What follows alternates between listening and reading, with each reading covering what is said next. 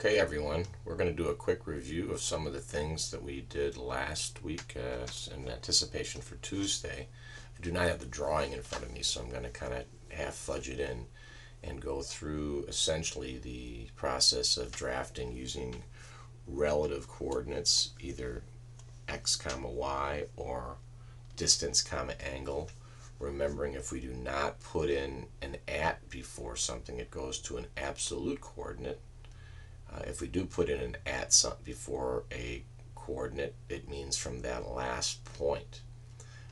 This is going to look a little different. I'm at home, and so we're mostly concentrating anyway down here on the command line, and I'll kind of draft through how we go about putting things in if we know their angles off of the standard position angle.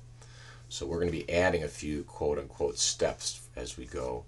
One of the first things we're going to do is we're going to physically draft on our sheet of paper x and y, and then eventually I'm going to do it with lines here. We're going to also draft what is a positive angle, which is kind of up around here. Right, so an angle going in counterclockwise direction is considered positive as in AutoCAD. So let me go ahead and start. If you remember, we're learning to hold down our right mouse, clicking on line, realizing that we're going to put most of our commands in the mouse, and then we're going to key in potentially, or sometimes just click in with the left mouse click where we want to go. So I believe we started that first thing at 1, 1. You see I've typed that in, and I hit a return there, and it starts me at 1, 1. Now, from here I have a number of options. You'll see I will draft a couple of things this weekend, which would to show you what it looks like when you start turning on all these toggle switches down here, and it does make it more efficient. And I will highly encourage you to do that starting very soon, but not until you know that very often it is important to turn all those off and use the relative coordinates. So for that first leg, I think it was 1.25, so I put at, and then I think what is positive x?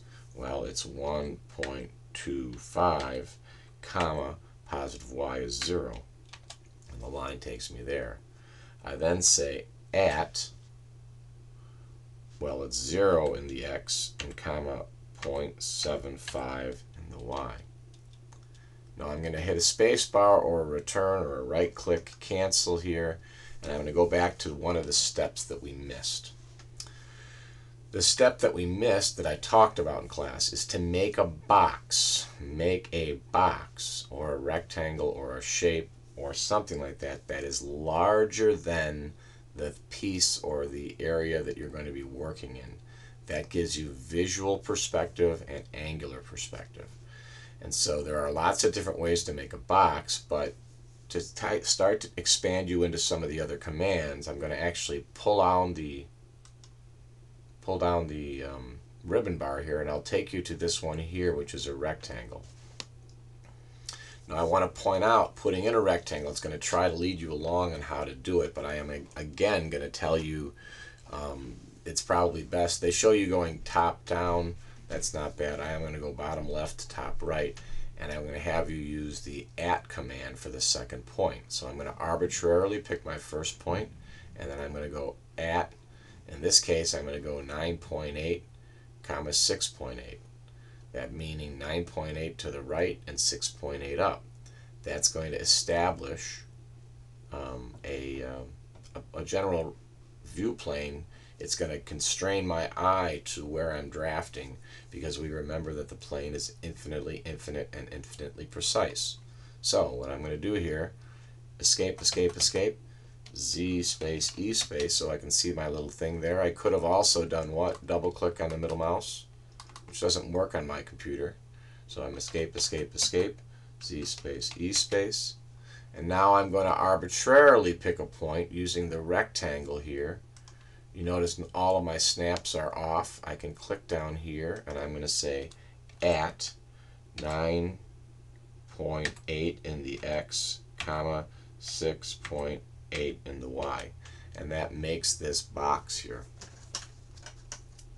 All right, I'm going to leave that box. You see it kind of, all these things are kind of coming in an odd color because I'm on the center line layer. You will be on the object layer. I shouldn't let that throw you.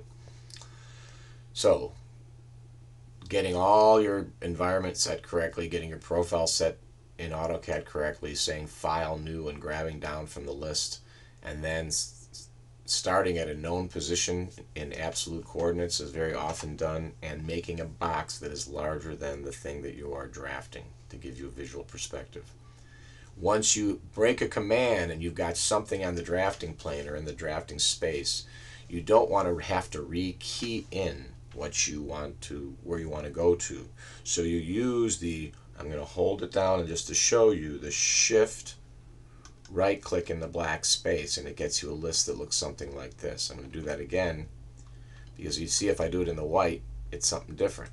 So I've got to be in the black space, shift right click, and you're losing a little off the bottom here, but you'll survive. The two you are losing is nearest and none. So what you can do now is you have to first begin your command and then tell it where you want to go from. So again, hold down the right mouse, click in line.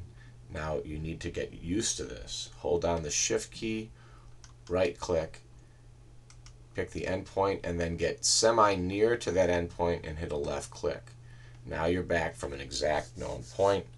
I kind of remember this as being at, and now I can tell you, don't get used to only putting things in x comma y. I can give it in distance comma angle. I'm distance less than symbol angle. And if I am going directly along the x-axis, this is shown by the highlighting there, or by the cursor or the icon, I'm going at a 0 angle. So I can say at 0.25 angle 0, and it moved my line there.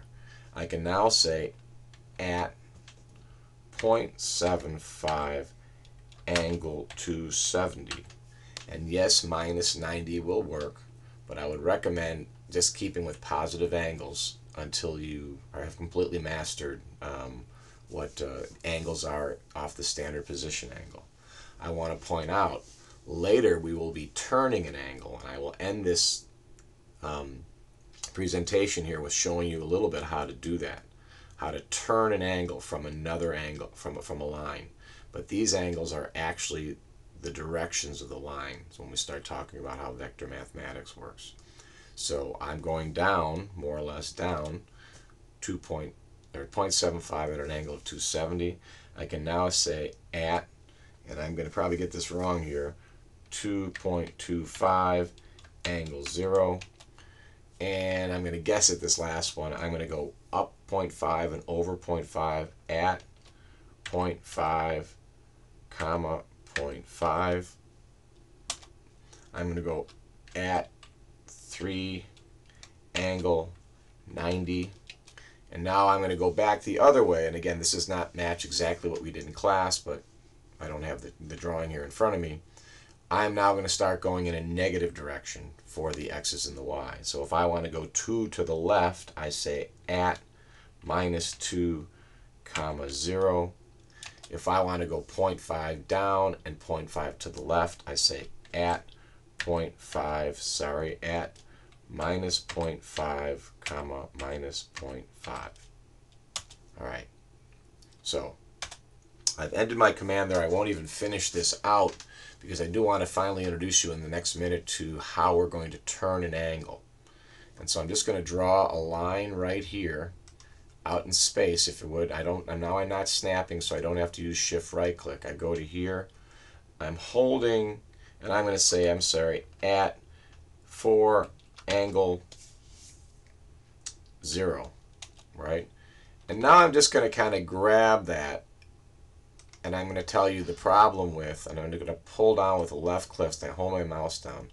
The problem with learning to draft with everything horizontal and vertical is you don't get to what really happens in the real world.